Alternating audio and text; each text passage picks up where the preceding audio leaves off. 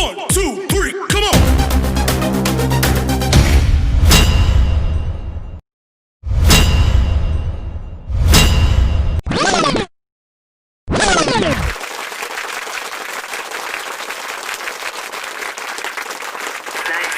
Nice to be back here on IG Live after about 2 weeks. Well, just to give you a recap, our session with, our session with Rum Bishop, unfortunately, wasn't able to push through fully because of the poor connection. And then the following week, we were supposed to have another guest, but things didn't really work out because of unavoidable circumstances. And now we are back, and he is actually in the room, So let me bring him up, and then we just so that you can see him. And in 5 minutes, let's start.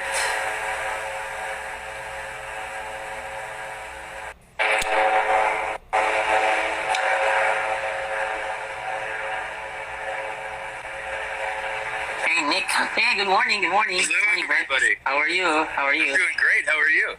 Oh, perfect. Good morning. Thank you very much. Good morning.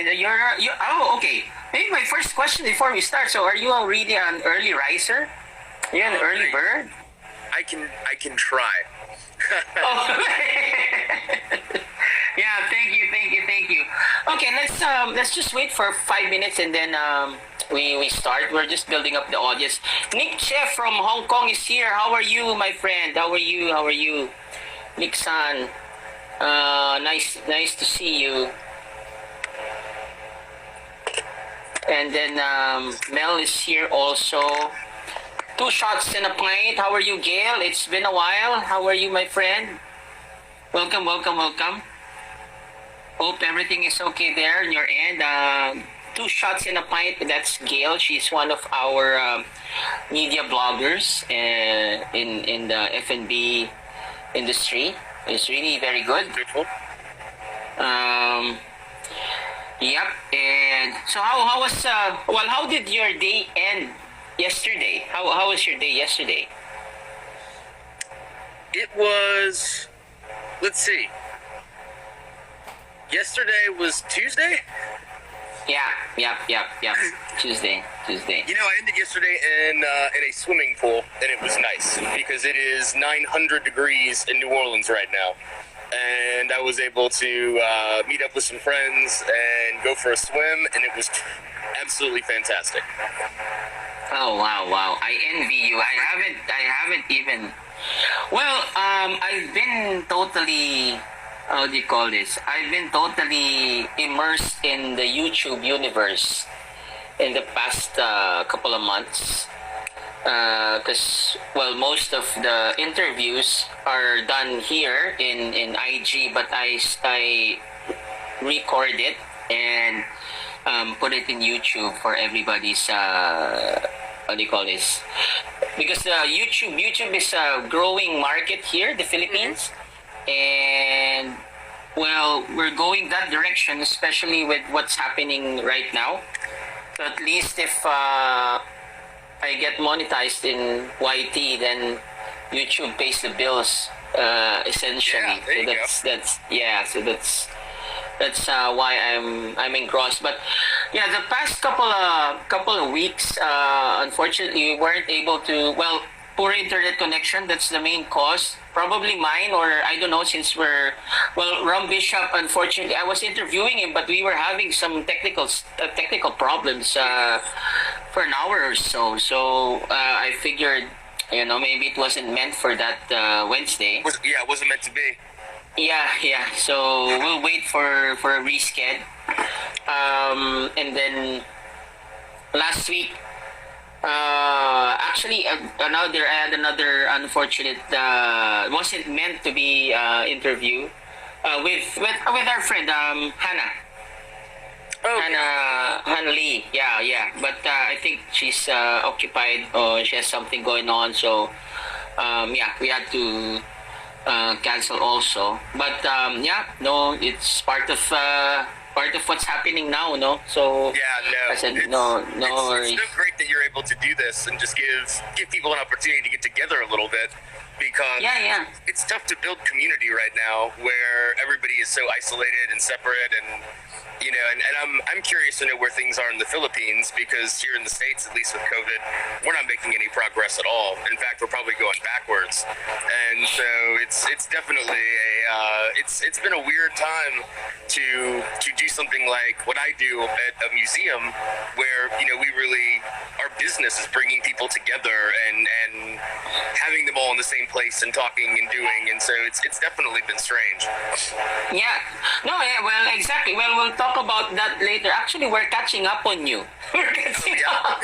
The Philippines is catching up. I mean, that's not a good thing to say, but we are catching up. Well, now actually we are in like modified enhanced community quarantine. So that's gonna happen. Well, that happens. Yes. Well, that happened yesterday until the 18th. So Okay. things are a bit strict again, but not really. I mean, well, of course, the food and beverage industry is heavily affected. Literally, the bars and restaurants, especially Yeah. the bars. But well, curfew is here once again, so it's been implemented again. And is the curfew pretty strictly enforced? That's a good question. I will tell you a go ahead. I'm sorry. I'll tell you a New Orleans curfew story in just a minute. Okay. No, well, it depends. It depends. I recently did a video on YouTube. I mean, before this news broke about the quarantine again. I mean, we only have ourselves to really, point the finger at. Because when there was, well, just here outside my house, when I came home, there were like 20 people, which are young crowd. They were laughing, running around. They were congregating. I don't really have any idea what's going on. But all I know is it's curfew. It's 8 o'clock, because curfew is 8 o'clock, and everybody's outside. What's going on here? So I mean, not to be a party pooper, but I called our I called not really the authority, but it's like the, how do you call it? Well, the town heads, one of the town heads. So I asked, what's our curfew? What's going on? Well, it's 8 o'clock. Why? What happened? So I said, well, there's just a bunch of kids here, around 20 of them, shouting, running, and having fun, congregating basically. So, okay. So we'll check it out. Thanks for telling us. But I mean, hello, I mean, I don't have to tell you, because it's your job basically. Yeah. So yeah, that's my story. And well, we're a motorcycle country. Part of us is, and that's another thing that is well, a lot has been violating it since we were a little lax, because basically you cannot be a back rider, or there's it's, how do you call it, there are rules about riding in tandem. Okay. So but basically that's how it works here. We don't really have, well, I don't know, it's a more convenient and a faster means of transportation nowadays. So, but that has been affected also now. And yeah, even in the educational sector, like well, supposedly, we were, well, we wanted to start on the 10th. Okay, but since it's online, so it's online. So maybe 70% online, 30% face to face. So, but with the new how do you call this? With the stricter implementation again of the enhanced community or modified enhanced community quarantine. So I don't know. Maybe things will be pushed back again a little. Yeah. A little bit more. So yeah, that's your story. I have a fun curfew story for you from Hurricane Katrina. And so Hurricane Katrina was 15 years ago. It'll be about 3 weeks. And Well, during Katrina, that all of the bars were supposed to be closed. I think it was at 11 p.m. and then things could reopen again at 6 or 7 o'clock the next morning. And there were a lot of bars that would just close their doors, kind of put the shutters on, and then if you were willing to, you could stay all night through curfew. And there was a night when I was at a bar at about 3 a.m. and the National Guard came because we were breaking curfew. But this bar was across the street from the New Orleans Police Department, and a bunch of the policemen were off duty and hanging out with us. So Yes. it was turning into an actual fist fight between the National Guard and the New Orleans Police over whether you could or not stay in this bar. And we're just sitting there witnessing this, and it's like, my goodness, this is something I never thought I'd see that in my life.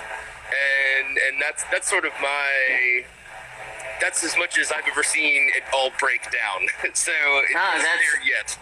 That's epic. That's epic. I mean, well, it happens. It happens. I mean, Yeah. you know. Well, New Orleans. Okay. Let's start this formally already. I think. Yeah. Okay. So, ladies and gentlemen, so let me introduce to you our guest for tonight here at Toma Sessions. So good evening again. This is Richie Cruz of Toma Sessions Live.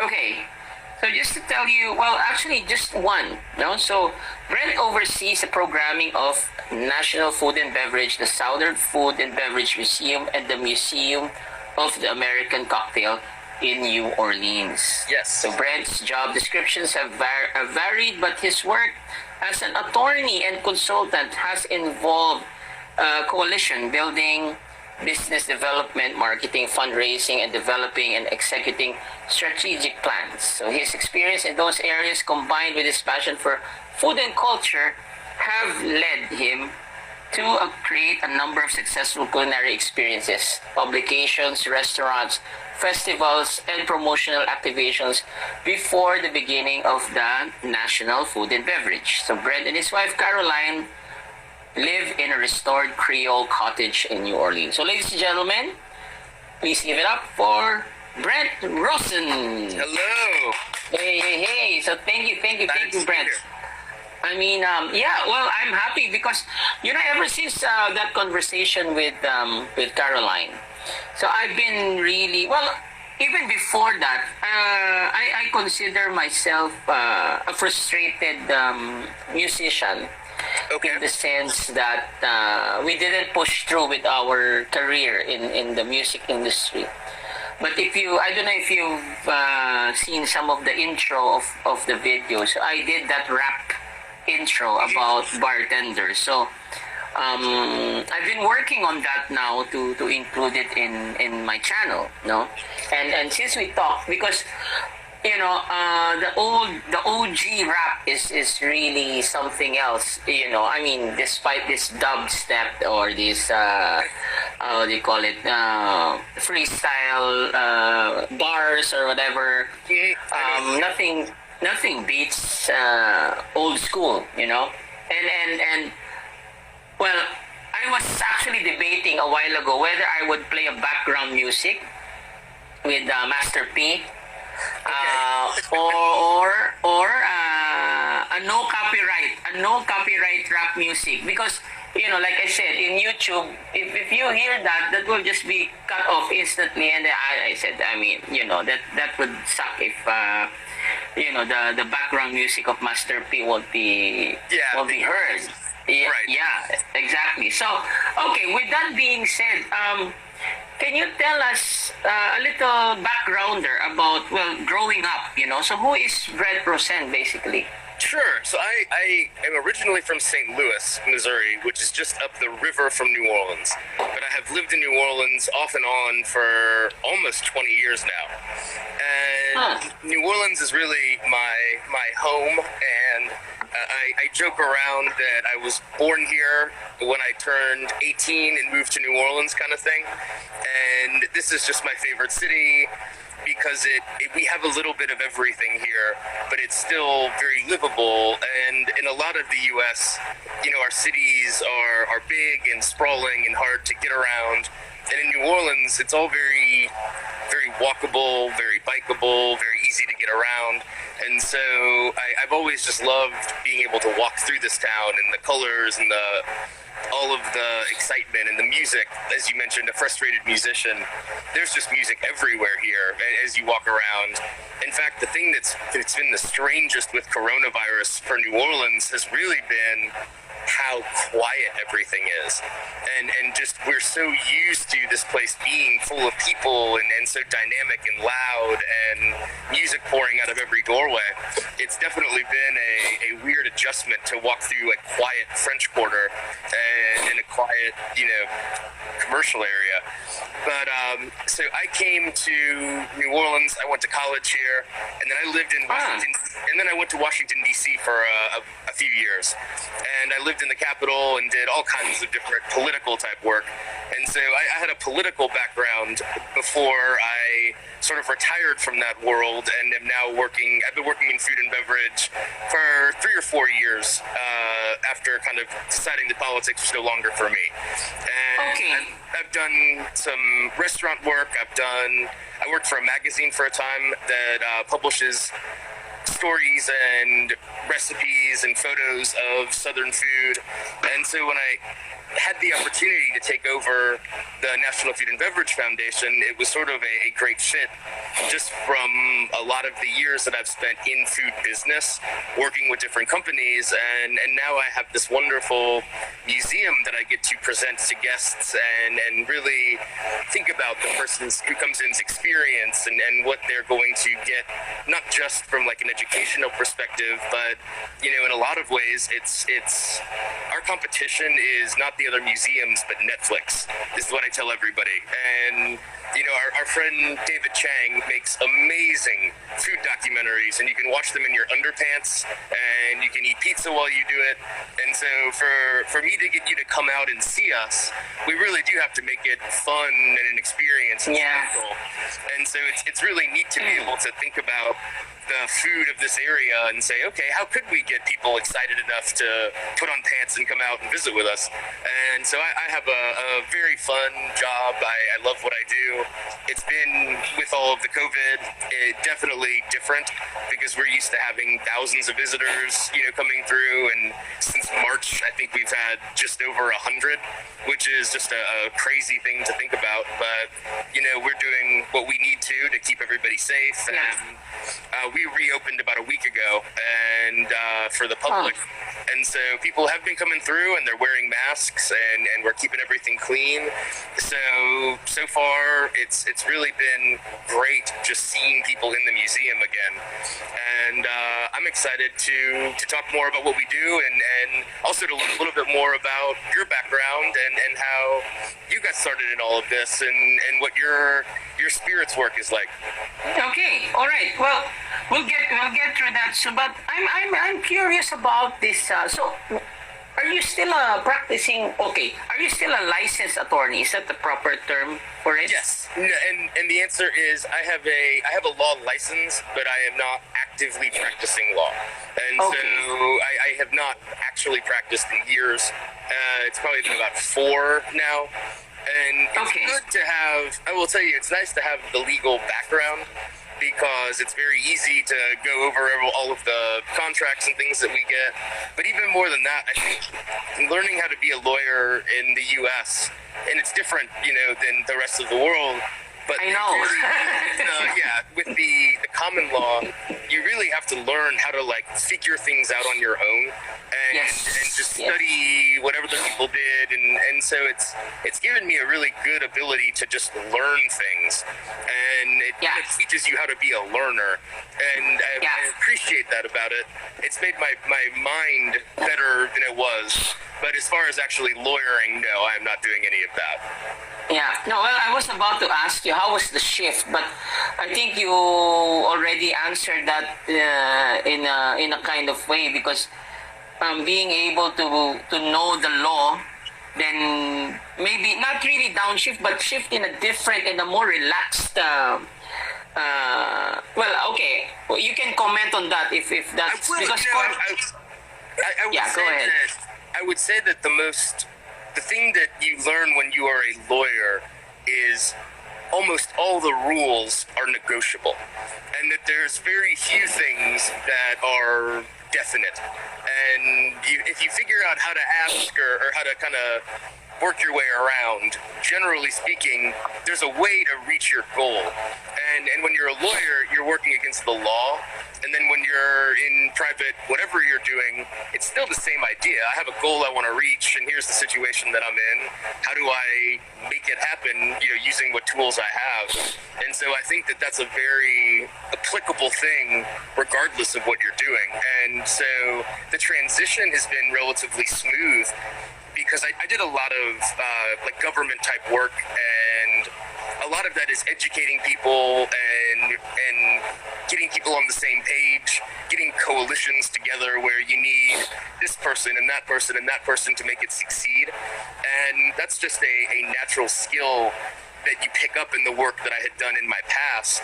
And now for museums, it's great, because I have I've had this job for a little over a year now. And the one rule that I really set at the very beginning was nothing alone. And I don't want to do any projects by ourselves. I want to have a partner in everything that we do. I want to have an expert or a media partner or a financial partner. There's just no reason not to make it bigger than yourself. And so I think my work in the past, really, in the political world, gave me the knowledge that I can always reach the people I want to reach, but how do I reach your people and your people and your people, and then how do I get everybody together on this idea? And so I think that it's been, as far as a transition goes, I'm really doing the same kind of work. It's just for food and beverage research and history, as opposed to the work I was doing before. Yeah, but what made you? I'm curious. I mean, you can answer it or not. But what made you shift? I mean, I'm assuming, because you mentioned a while ago, maybe the political career is not for you. So, once upon a time, were you really eyeing on running on a political platform, that type of thing? I can answer that question, and it's sort of a two-parter, and I'll give you the why first, and then I will talk a little bit about the political side. That when my wife and I wanted to move back to New Orleans, and it's interesting, but the law in Louisiana is actually the same globally, whereas the rest of America is on English common law. So, like, the law in Louisiana is the same as in France. It's on the Napoleonic Code, which is based on old Roman law. So it's all kind of the same. So when you move from anywhere else in America to Louisiana, you basically have to learn how to be a lawyer again. And I didn't want to commit to that because it wasn't something I thought I was going to do forever. And it's one of those moments where you have to look at yourself and say, is this forever? Or do I need to go ahead and take this opportunity to transition? And so I took the opportunity to transition because I didn't want to make promises to law firms that I might not be able to keep as far as, time and all that. So it was time to move on. And then, on the politics question, I don't know how familiar, people globally are with how American politics have sort of gone haywire. But there was a time when there was work you could do that was not just about winning and losing. And I can't handle the ideology and the tit for tat sort of, well, this person did that, so I'm going to do that, or I don't like this policy, so I'm going to bring up what you did. It's all a lot of finger pointing and nonsense. And if you're a competitive person that wants to win, then it's great. But if what you really want to do is think about the issues and maybe solve some problems, you spend 3/4 of your time doing the BS and 1/4 of the time doing the actual work you want to do. And so it became more and more frustrating over the years. And personally, my politics are very middle of the road. And as things go this way towards the extremes, it doesn't leave a lot of room for people who aren't really that opinionated one way or the other on things. And while I have strong opinions on this issue or that issue, it's hard for me to just go all in on one side or the other, because Yeah. I'm a little too independent-minded, and I think that our system sort of, it's very either or, and not, Yes. how about we find something in the middle that works? And then Yep, I think yep. it's just the natural practicality of the way I look at the world, where if we're just fighting over the 20% of things we don't agree on and ignoring the 80% that we do, that's backwards. We should be focused on the 80% we agree on, and then let's work together on that last 20%. And I feel like we've gone well away from that here. And when I started in political work, I think I saw the tail end of it. It was sort of in the early 2000s. It was the last of the last generation, and this new generation has just been more ideological and political and less, in it to try to figure out our problems. Because there's plenty of problems to be figured out, but they aren't all of these ridiculous social issues and fights over, whether you can have an abortion or not. These are things that don't really, at the end of the day, make anybody healthier. They don't make anybody better off. And I think that that's what we should really be worried about. And instead we fight over basically religion when really we should be worried about people. Okay. No, well said. I mean, that's one of the reasons also that I follow that side of your country, especially the American bartending industry, because everybody seem so outspoken and so politically driven. I mean, one social issue, you really have to stand up for it. And it's so, what do you call it? It's so eye-opening, because we're not as much here. I could be wrong, no? I'm only talking about where I'm coming from or what I see. But in an industry as well, we're still relatively small in terms of being politically outspoken about our industry and in the bartending arena. But it's always nice to have an idea of how people on that side of the world see it or handle it. And of course, we can't always, not everything is applicable worldwide. But then again, sometimes it's nice to know that, okay, I'm thinking of this, and they're thinking of that too. But then again, we're not thinking of it totally here. So what do I do about it? The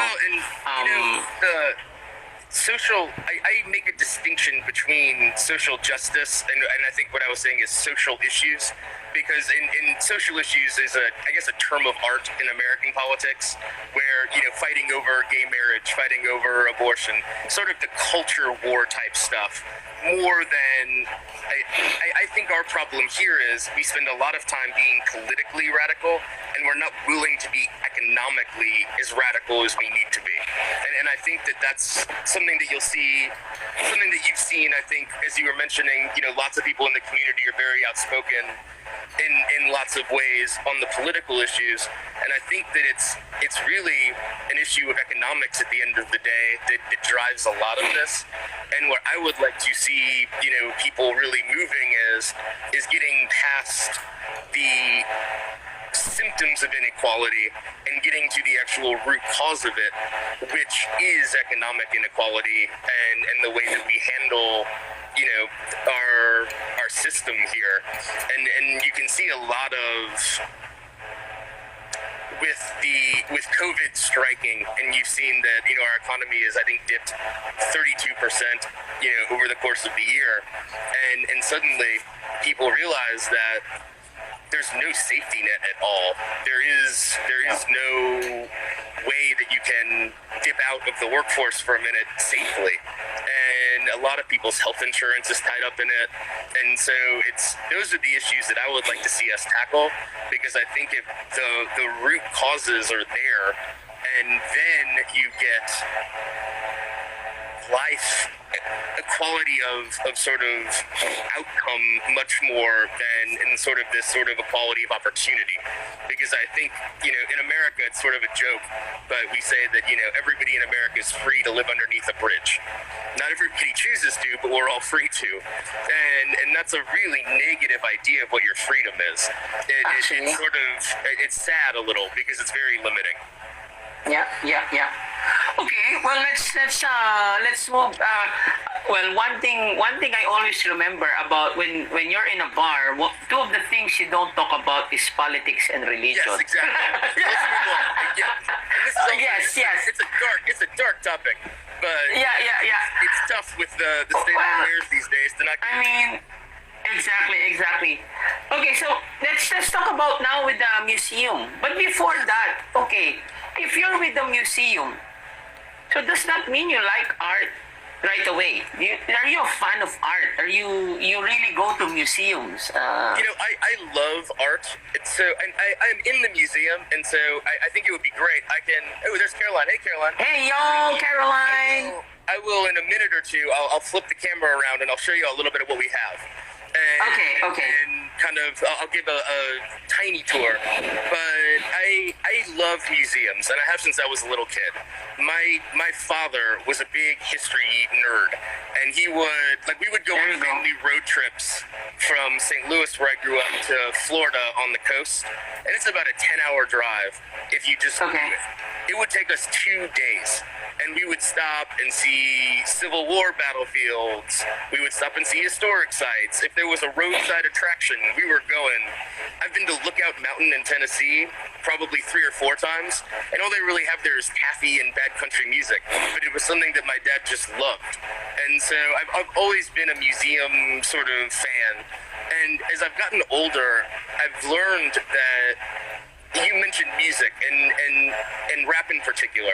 And what I think is neat about any of the arts is nothing is really new. What's new is the way people put the parts together and sort of make something unique. And I like how you can, if you're very familiar with rap music or with art, you can see the influences of the past in it.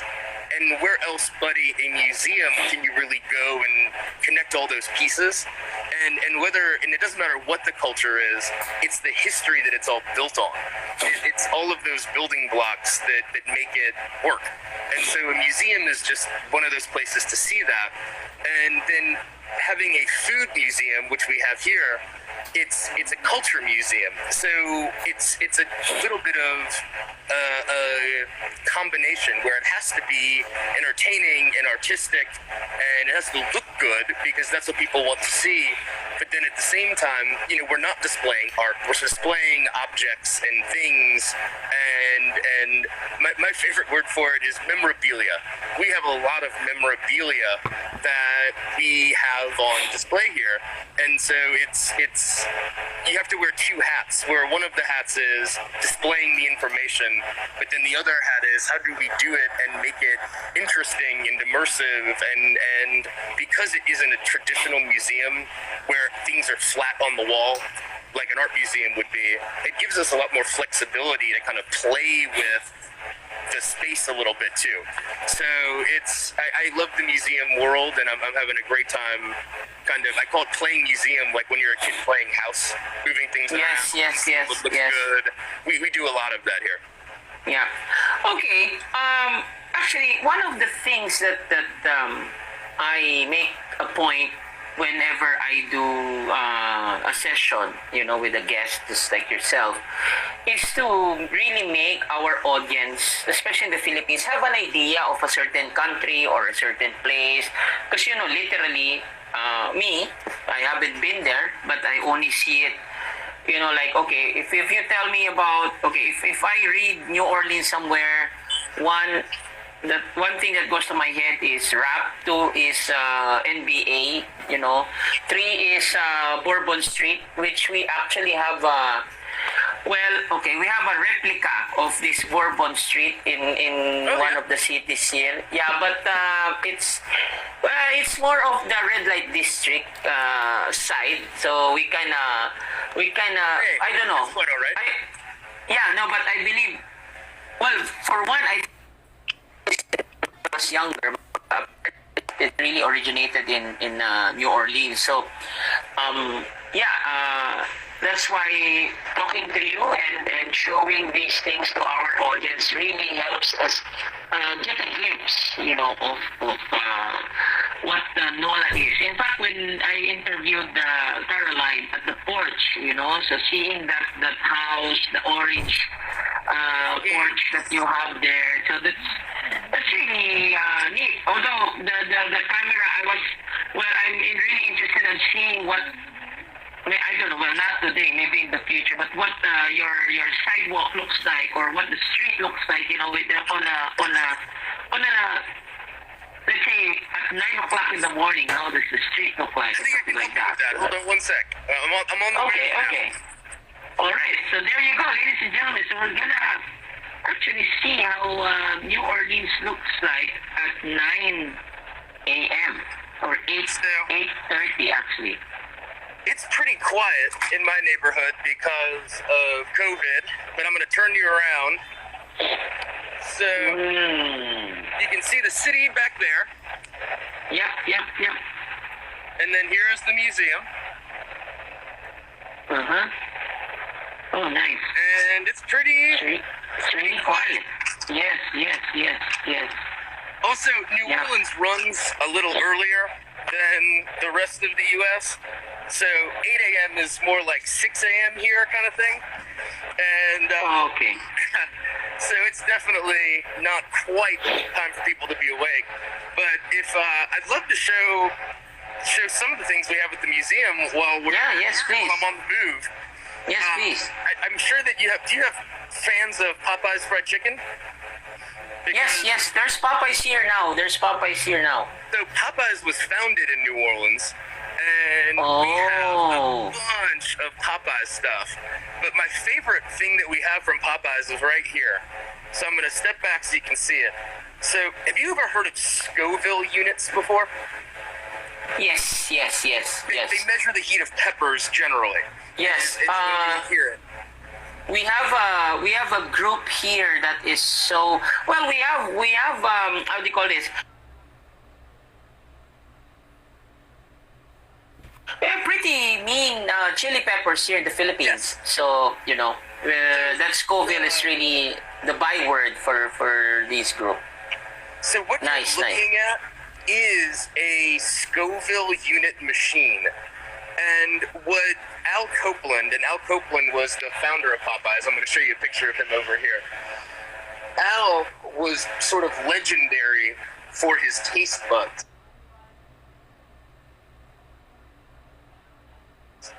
And what he did back in the 80s, and this is him right here. What he did back in the 80s was get one of those Scoville machines and measure the flavors of the Popeyes chicken just the way you would a pepper, chemically analyzed it, and then was able to make it completely recreatable across all of the Popeyes locations. So he is sort of the person that invented standardized fast food recipes where it didn't matter where you were, it was going to be the same, which is pretty neat. And we have, so I love that Scoville machine. And then the other thing that Al Copeland was really famous for, the founder of Popeyes, was he loved to race boats and cars. So I have that's his old boat racing jacket and Yep. boat racing helmet. And then here are some pictures of him, actually using the stuff. Just a completely interesting guy. And then I know that a lot of the focus is on spirits, so I want to show y'all our Museum of the American Cocktail and Absinthe Gallery. So I'm going to flip Yeah, this we'll around get real it. quick. Okay, I have a question, Brent. So is this the same Museum of the American Cocktail that Dale DeGroff is talking about? Okay. Dale is one of my board members for the museum, and I love Dale. He's one of my favorite people to visit with. So Perfect. I will. I'm going to turn the camera around real quick. All right. The Museum of the American Cocktail occupies almost this entire wall, but I'm going to pan slowly, and then I'll bring it in on a couple of things. But this just gives you an idea of the sort of depth of the collection. Yeah. Oh, wow, that's pretty amazing. And what we have are, the collection is organized. So Prohibition in the U.S. was in the, I guess, 20s. Look at me, I know nothing. But what we're in our 1920s section, we have a whole bunch of the bottles that were around before they outlawed liquor in America the first time. And they're really neat to see because in a lot of ways, the liquor was really treated as medicine in the U.S. And so there's a very much sort of almost, you would say, medicinal branding. And then we also have, like, this is a bottle of Madeira from 1860. Oh, nice. Wow. Which is really neat. And then as you move forward, I don't know the history of ice in the rest of the world, but in the United States, New Orleans was actually the first city to have commercial ice. And so there's the original ice logo that they used to have on the truck, and then that is what the old ice boxes would have looked like before there was commercial ice. But ice in New Orleans has a really funny story where no one believed it was possible to actually have ice all the time. So the ice manufacturer on the first day went to all the bars in the French Quarter and said, here's ice for free today. And then they gave them ice. Then on the second day, they brought all the ice over and said, here's some free ice for the day. On day 3, they brought it again and then gave everybody a bill, and every single person paid, and that is how they got ice into the French Quarter, which is just a tremendous story. But ice really changed the entire, concept of cocktails and how we drink, and it's sort of almost like there's the pre-ice age and the ice age in spirits, which I think would be a fun exhibit to look at. One thing that I think is very funny that we have here, and I have to look for it, so pardon my shaking the camera around. Yep, no worries. Is, right now we have medicinal marijuana in the United States. This is a bottle of medicinal.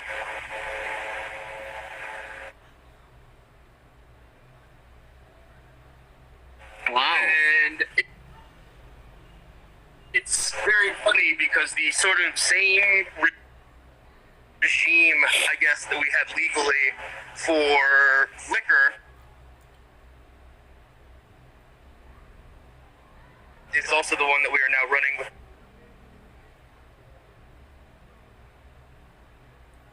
marijuana.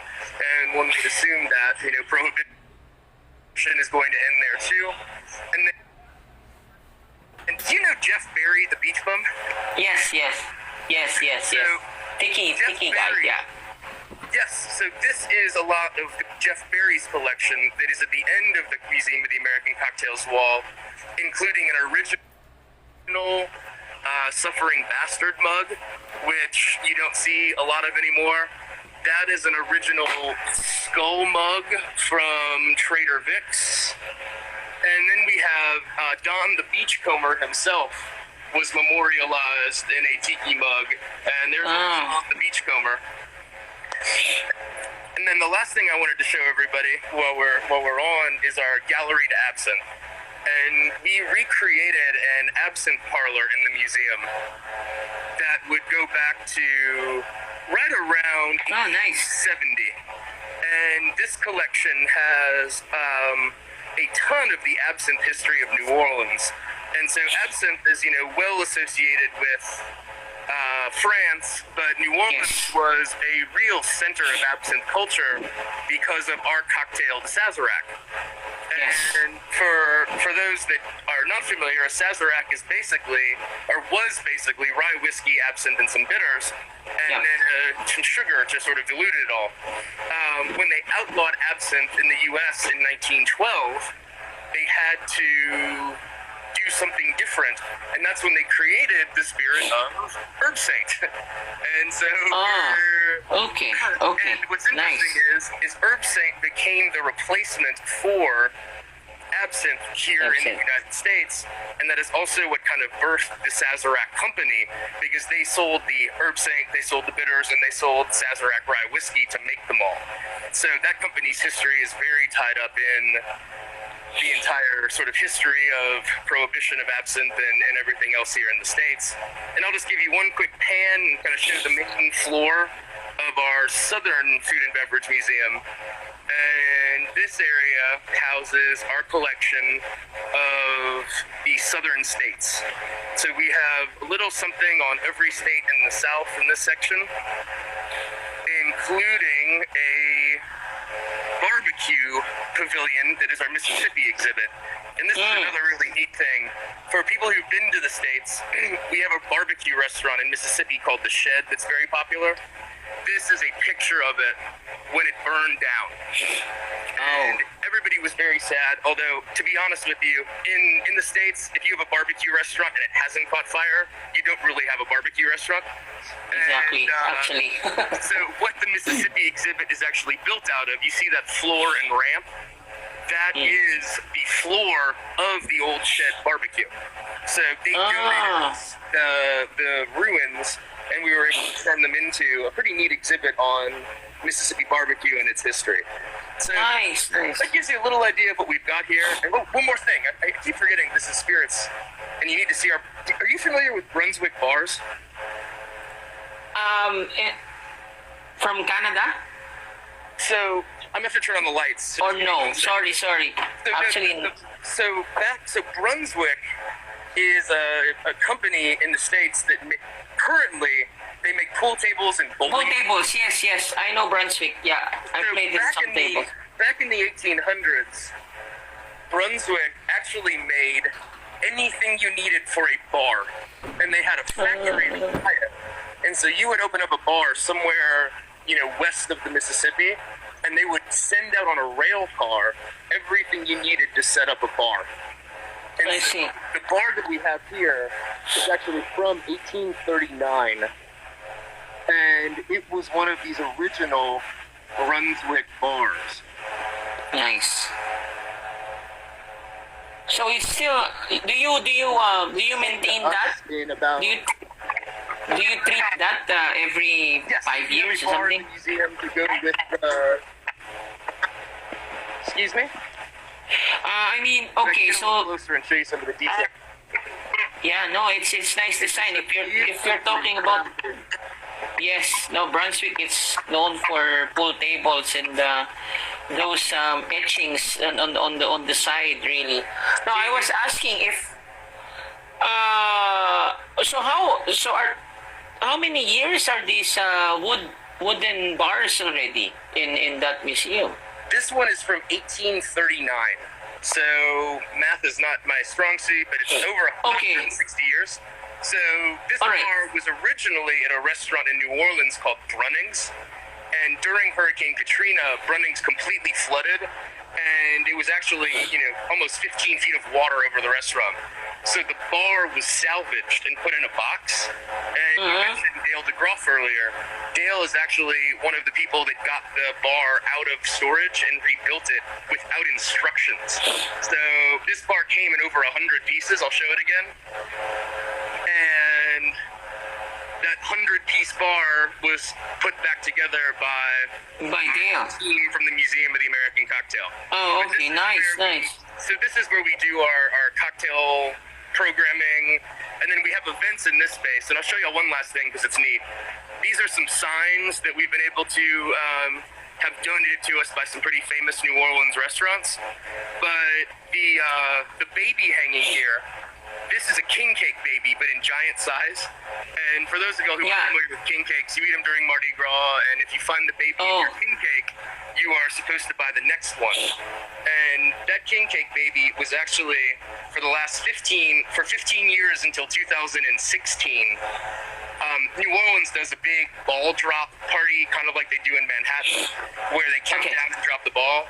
So this king cake baby was actually the ball. This is what they lowered to on the countdown. So, 10, 9, 8, 7, 6. Yeah. And so that was donated to us when they retired it.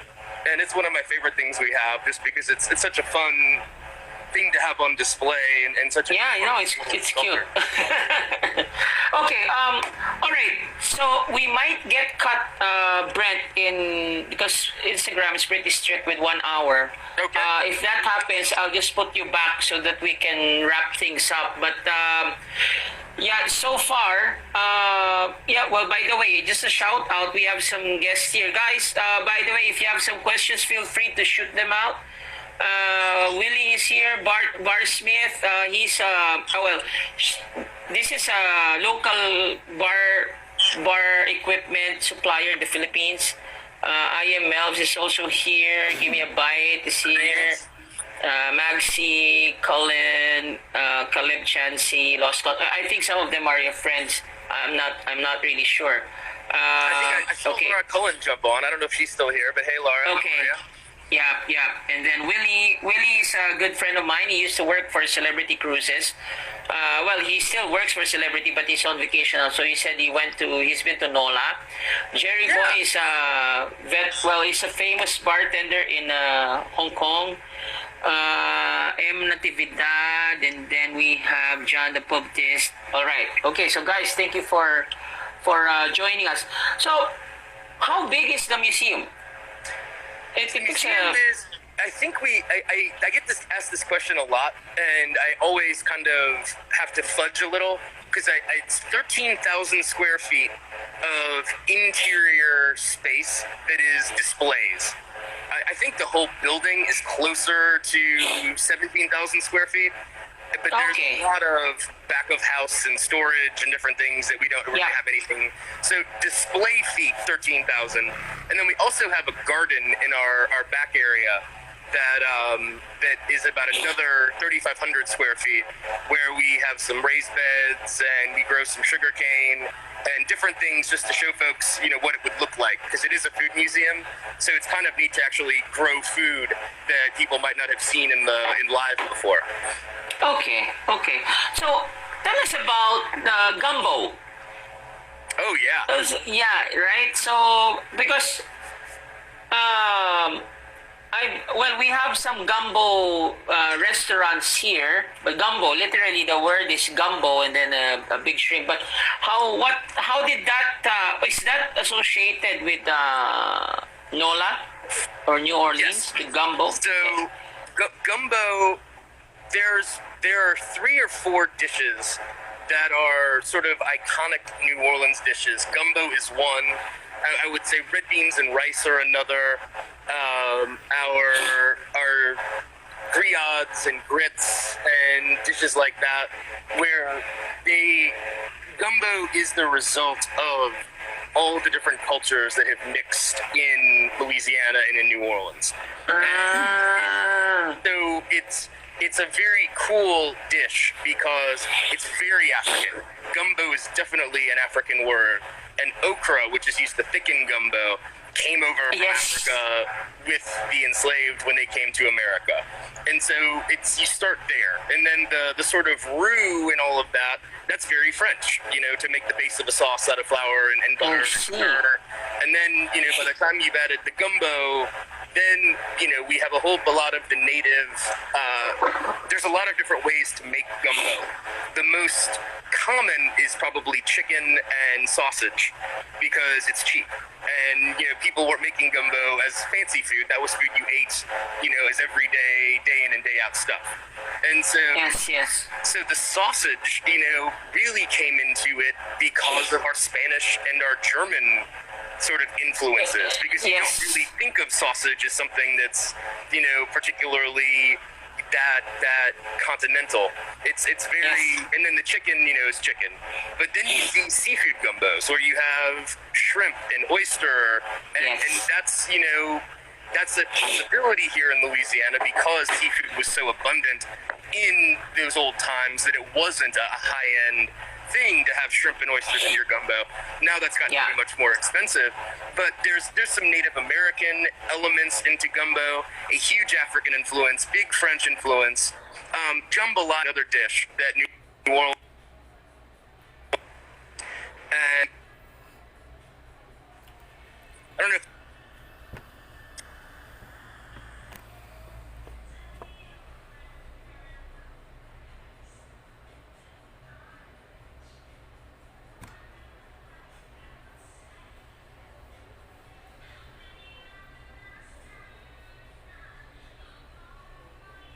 Okay, we're breaking up. I hear you now. Jambalaya is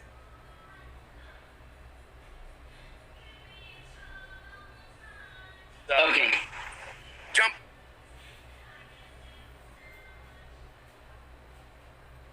Jambalaya is another one of those New Orleans dishes that really takes everybody's food and mixes it together.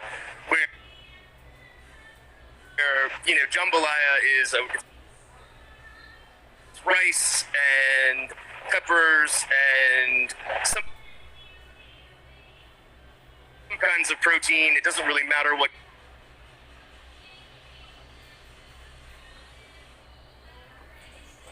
kind.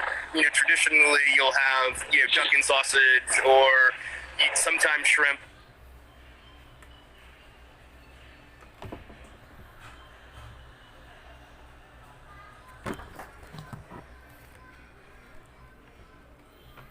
Sometimes rabbit, but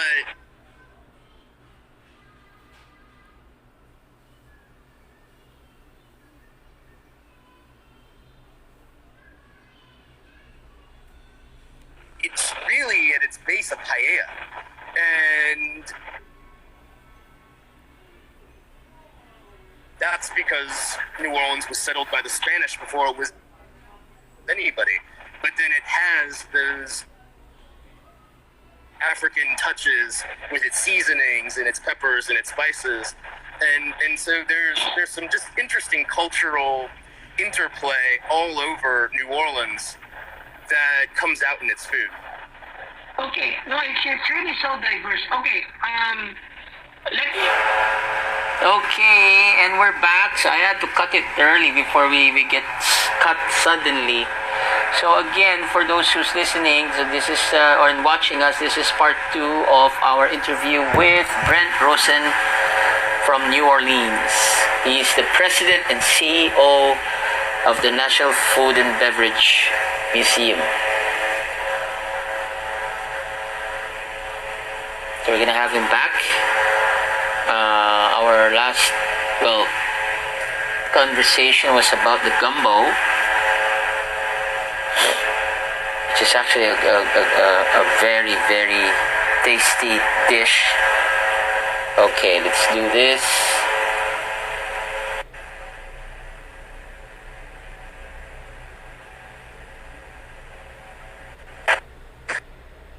I'm back.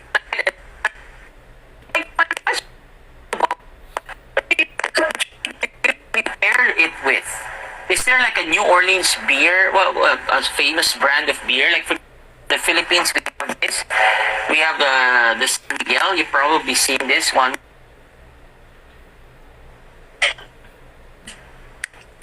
This gumbo pair with, or what drink this gumbo pair with? So New Orleans, like a lot of places in America, had a number of local breweries, and many of them went away over the years as things kind of consolidated. But Dixie and Jack's are probably the two most popular old beers in New Orleans. Jack's was made right on Jackson Square. It's named after Andrew Jackson, who won the Battle of New Orleans. And then Dixie was the other sort of New Orleans local beer. And Dixie, I think, has realized that its name really was not, the connotations of its name were no good. And so they've changed now, although we don't know what it's going to be called anymore. And then Jack's beer has been, there have been some producers over the years, but it hasn't really been done for some time either. Most people in the area, the most famous local beer is probably Abita, and I don't know how global the distribution is. I know that they have it in China, but I don't know where else.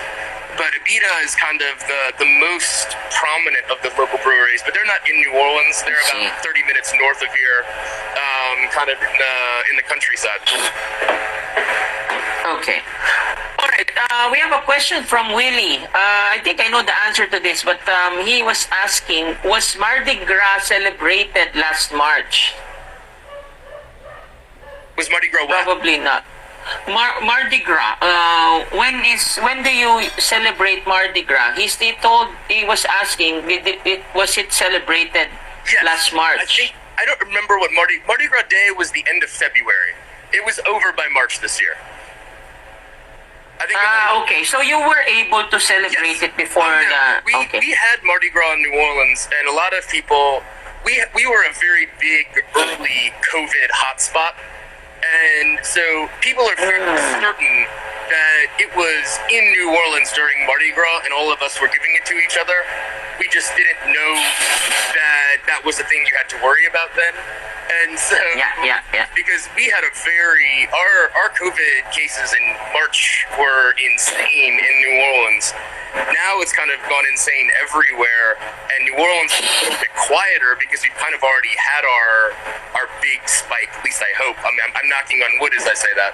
But So no, Mardi Gras did happen, and it was definitely the early COVID, because our first big spike in cases was 2 weeks after Mardi Gras. I see. Okay, I'm curious. Why is New Orleans called the Big Easy? I think because people take it very easy here, and people live very large. I see. It's a town full of characters, and it's probably not quite as slow-paced as it used to be, because nowhere is. But there was a time when I think you got business done until lunch, then you started drinking, and that was your day in New Orleans. And now we make it till 3 o'clock in the afternoon. I see. Okay. So pretty laid back, but how do you call it? Pretty laid back, but extravagant, something like that. Yes, because, I would say that is perfect. Laid back and extravagant. It was easy. It's easy to live big here. If you want to. All right. So, with that being asked, so what is the typical livelihood of a person from NOLA? What do people do there in NOLA? For example, like in my city, Marikina. So this is one of the 13 cities in Metro Manila. So that is like the central business district. We are known for shoes, but then again, because of the taxes,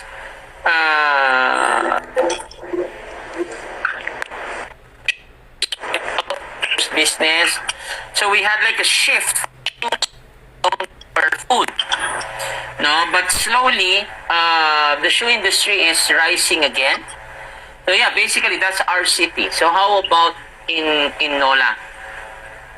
So New Orleans is in the middle of some kind of change a little bit. Historically, it's been the port. And the port is what made New Orleans important, because the Mississippi ends here, and it runs all the way from Canada. So before the era of rail and planes and cars, the Mississippi was the main highway of America, and this was its most important stop. And as the sort of river traffic has gone down and become less important, tourism is our biggest industry. And kind of like any big port city, there's always a fun district in those where the sailors would go and play, and those have become the sort of tourist places in a lot of the cities like this. And so we typically have, I think New Orleans, the city, has fewer than 500,000 people actually in it, but we get 13 million visitors a year. And so 20 to 25% of the people who live in New Orleans work in hospitality. So which is a very big number. And that's not just the bars and restaurants, but the hotels and all of that, because we have a bunch of gigantic, hotel complexes. And then oil and gas is big here. A lot of extraction. There are oil rigs off the coast that are about an hour south of here. And chemical manufacturing and all of the stuff that you get from oil is the other big industry. But really, it's not an industry town, where we make anything. What we're really known for is our tourism and people coming to New Orleans, because it is, amongst U.S. cities, the only one like it. Okay. So since we're practically the same in terms of one of our one of the most, I would say, affected industry with this thing right now is the hospitality industry or the bar industry. So how are people coping up there? It's not good. And our problem is it's not good now, but there's not a lot of... If you think about New York versus New Orleans, in New York, everybody's locked down. But when people are allowed to go out again, they're going to go out in New York because that's where they live. And there's enough people in New York to support New York stuff. Because we don't have a big population here, we really rely on tourism to make our city work. And so our problem right now is if conferences are a big thing. 15,000 eye doctors come to New Orleans and spend a bunch of money. Well, whenever they come back, that's when our economy comes back. It doesn't matter if they say tomorrow, all right, everybody, all clear, take your masks off and hit the bars. Because until we get those big groups coming and get our events back on and all of that, we're in not good shape. And so I am worried about friends of mine in the service industry, and I'm worried that people are going to have to move to where jobs are, because New Orleans is looking at I hate to say it, but at least a year, if not 18 months, before it looks like it used to. And that's a long time to sit out if that's the position you're in. So we're definitely in a strange time. Now, when we were talking about the economy, I do think New Orleans is transitioning to be a place that has a little bit more sort of corporate and tech stuff, because we are an extremely fun city to live in. We're a very livable city to live in. And now that it sort of doesn't matter where you live, I think we've all learned that with COVID, that you can work from home from anywhere. I think we're starting to see companies that it doesn't matter where you are looking at New Orleans because, hey, it's fun and it's not that expensive, compared to LA or San Francisco or New York. It's expensive to live here, but in comparison to the really, it's pretty reasonable.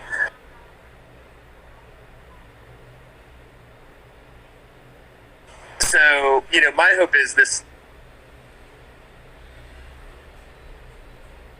COVID situation gives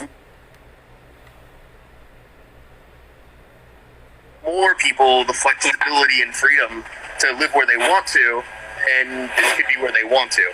But in the meantime, we've definitely got a tough 6, 12, maybe 18 months ahead of us, and I'm excited for the possibilities, though, because this is going to make a whole bunch of people very scrappy.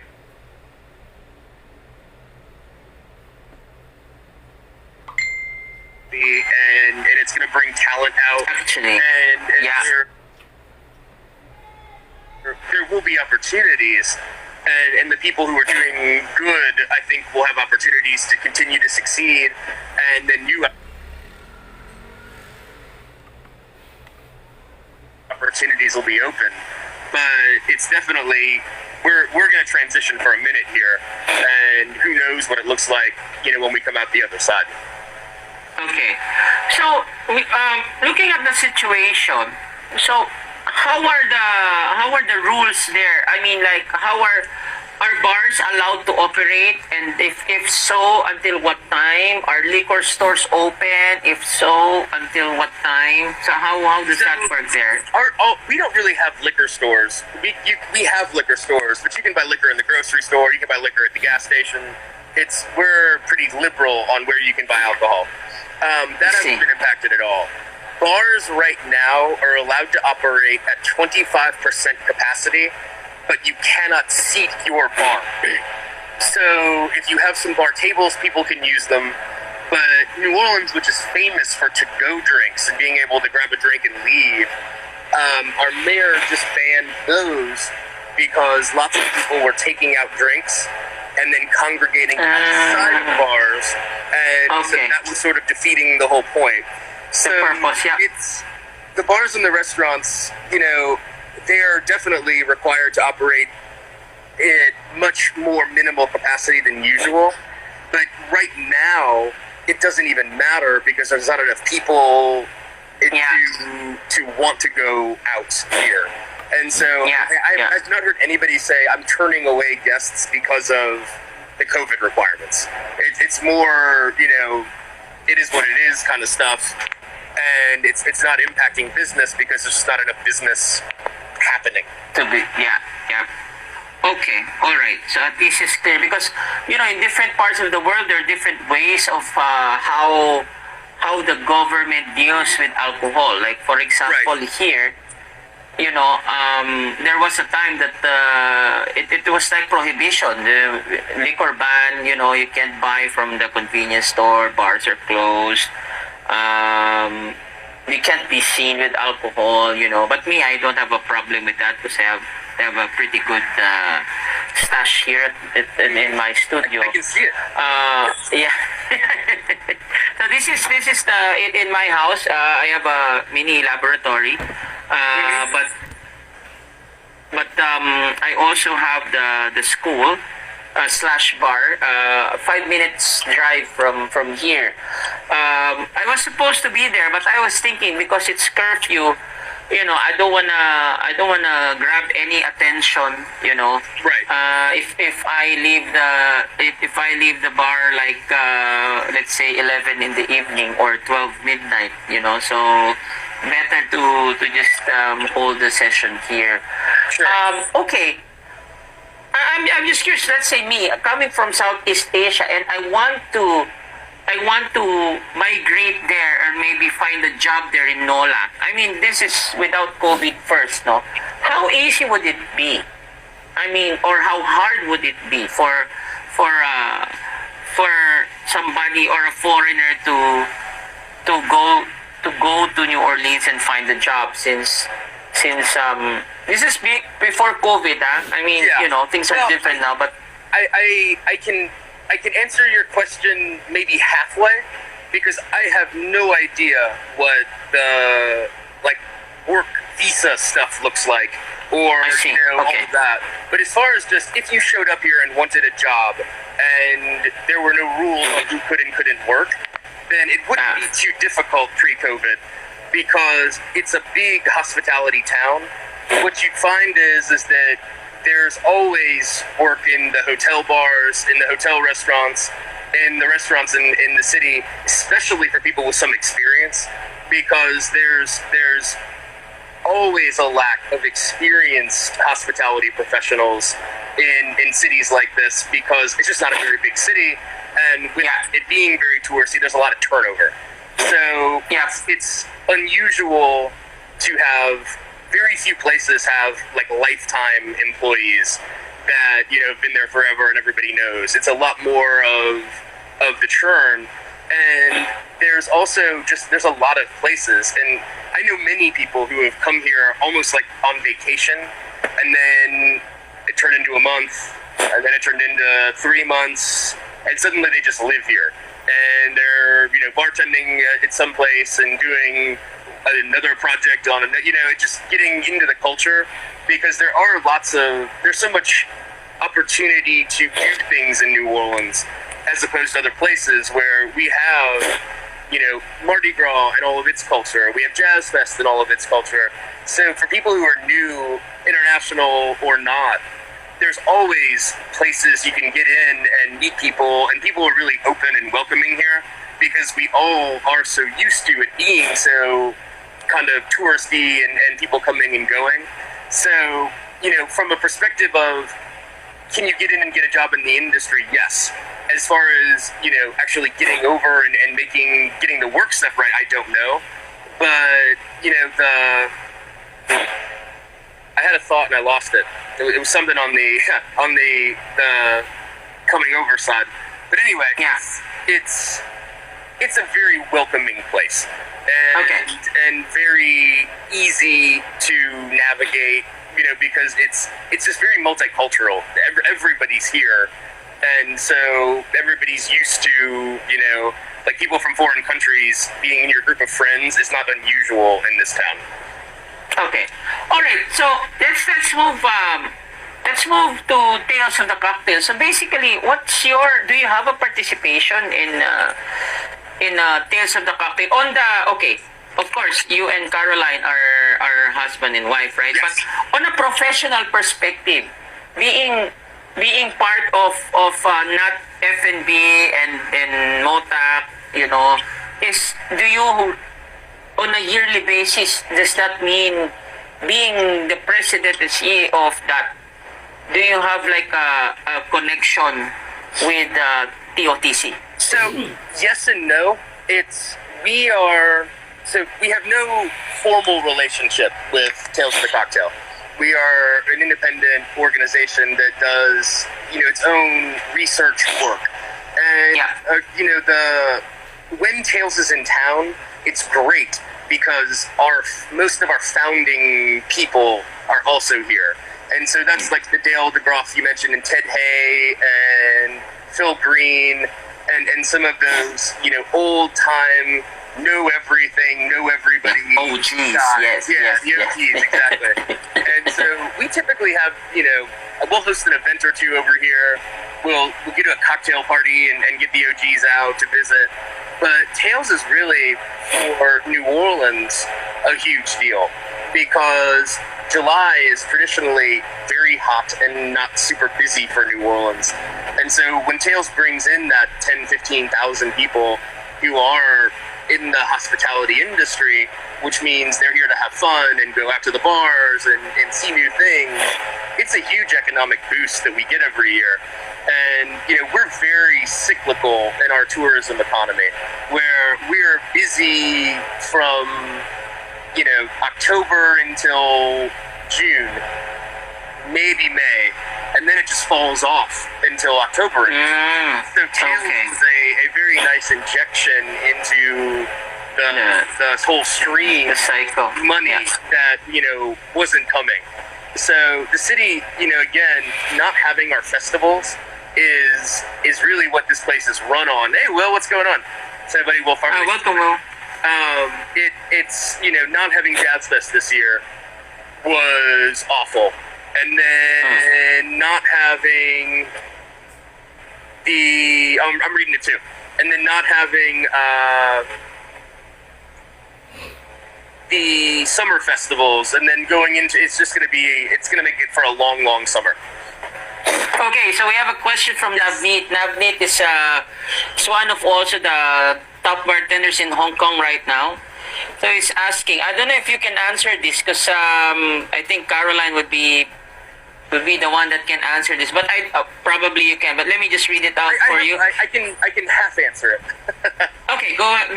Also, hi Brent. Just want to ask, how can we encourage you bartenders in Asia like me and my friends to be part of the bigger bar scene, and how can we apply for Red Coat in TOTC?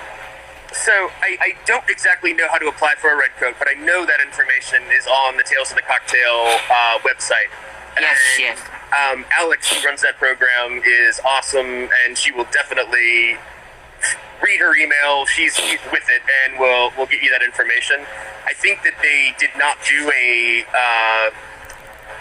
CAPS class this year because there was no live Tales. So whatever application system is for next year, I'm sure they'll have it up soon.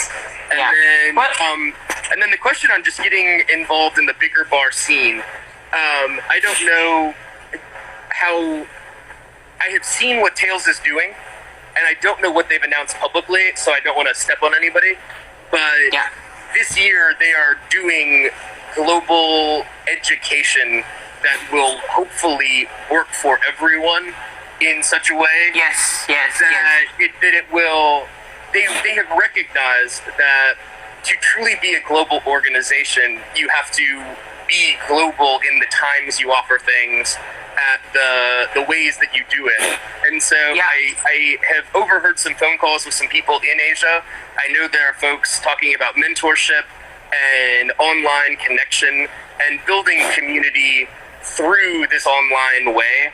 And Tails, like everybody else, and I will speak for me and not necessarily for Tails, but to say that this COVID pause has given everyone who works in businesses that serve people or bring people together, so whether it's hospitality, conferences, my job at the museum, everyone has had to think about how do we serve the people that we are supposed to serve without them being physically present. And so on the one hand, it's making everybody change what they do. On the other, digital is by its nature global. I mean, I'm in New Orleans and you are in the Philippines and we're having this conversation.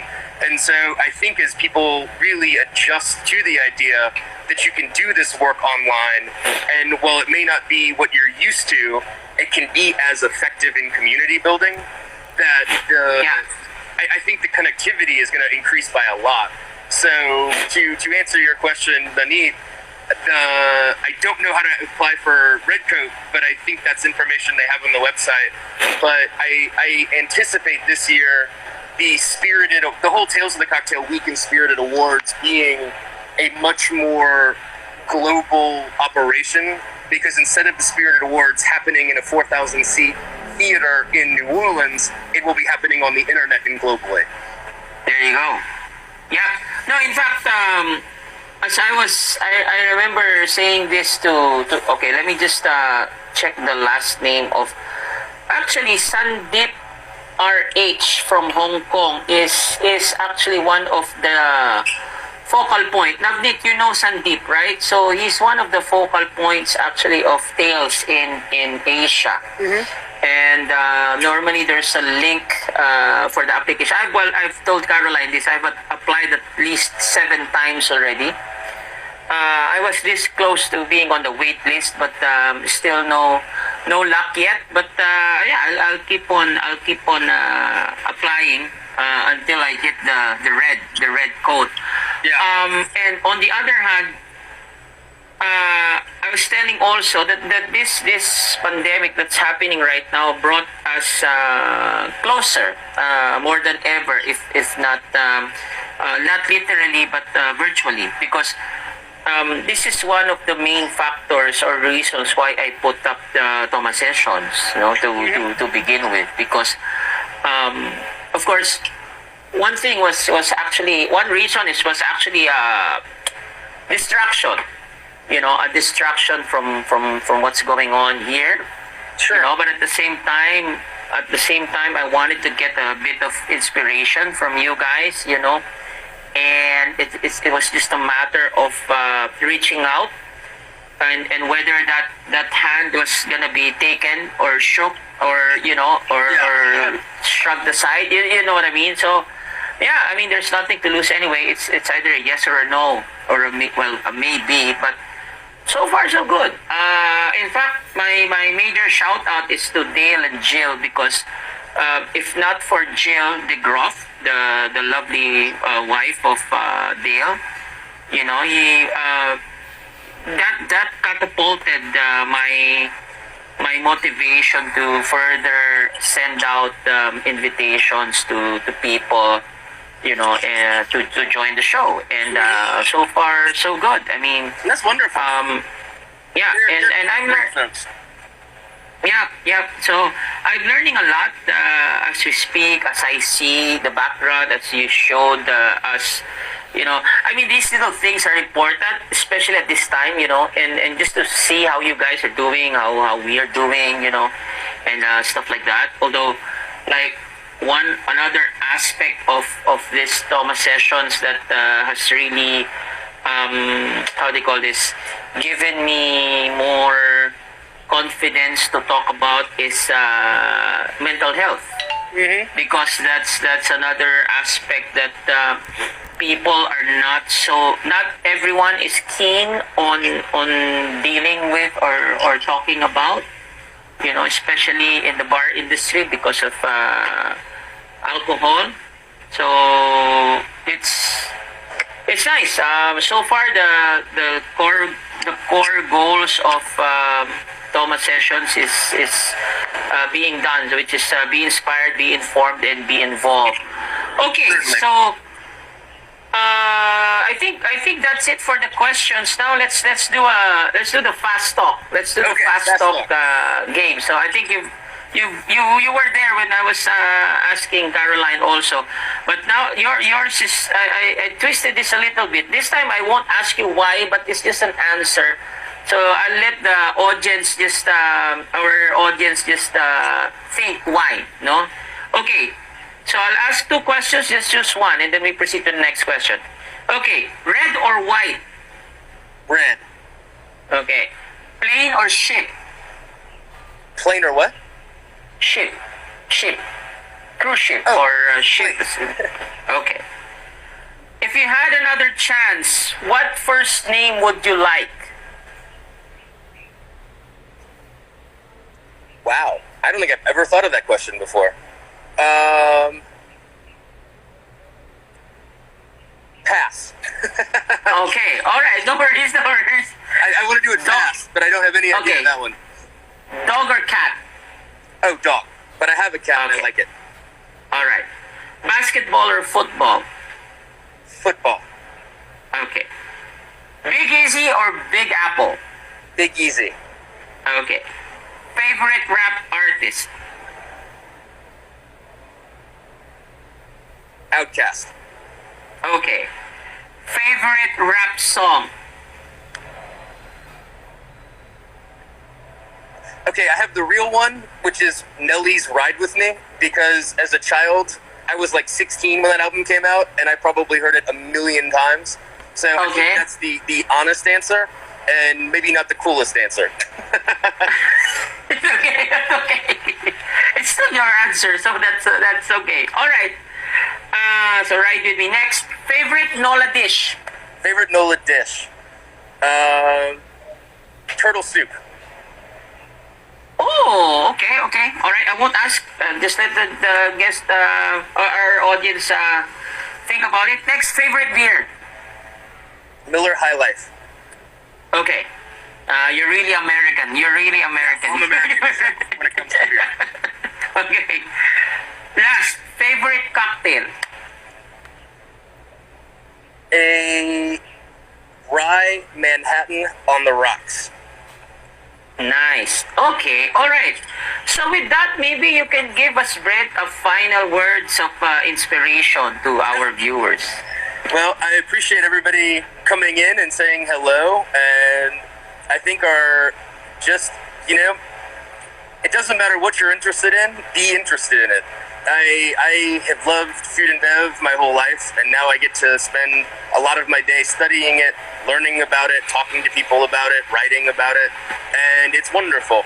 And so, no matter what it is that you think you're interested in, keep pursuing it, because I was a corporate lawyer once, and now I run a food museum. And I'm not quite sure exactly how that happened, but I am a happier person for it. There you go. There you go. So I think that's pretty much it. Thank you very much, Brent. Unless you Thank have you. any questions you wanna ask me or anything else you wanna say, you good? No, although I will say, if I had to change my first name, I'd go with Martin, which is my dad's middle name. Okay. Oh yeah. Okay. It's good that you came I had back to to think that about question. for a minute, but yeah. Yeah.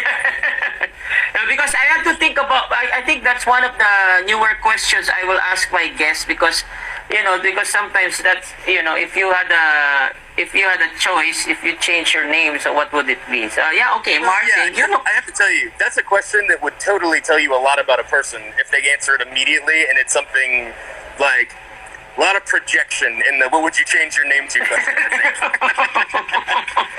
Exactly. Okay, so with that, I don't want to keep you. I know it's gonna be a long day for you, but thank you very much for waking up and meeting us at this time. And It's been my pleasure. regards to everyone. Keep safe. Regards to Caroline. If she's still here, shout out, Caroline. She's not. Talk I'm to you over at the soon. museum, and she's probably still in bed. Actually, she's walking the line. I know. She's on her morning walk. Okay. All right. So thank you very much, Brent. I'll see you soon. Talk to you soon again, and take care. I appreciate it. I'll be talking to you. Thanks a lot. Okay. Bye-bye. Okay, so there you have it, ladies and gentlemen. That was a very, very informational interview we had with Brent Rosen. Oh, shout out to Laura. Laura's here. How are you doing? So, regards to Agong and the gang. The vendors also here. Wow, our friends from Hong Kong is here. Guys, keep safe to all of you. We will get through this. I actually heard also of what happened there. We're with you also. We keep on fighting. We are a resilient bar industry, and of course that's why actually soon I will send out some invites. Devender, I hope you can join us also here in Toma Sessions. If you get the time, also Navneet and some of our friends, Jerry, Laura, I'll give you some invites also, so that at least we can have a conversation, and of course also keep inspiring some of our viewers here in the Philippines, and whoever is tuned in right now.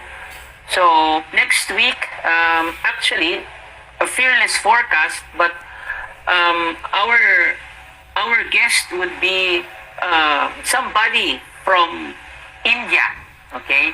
And he is dubbed as the Prince.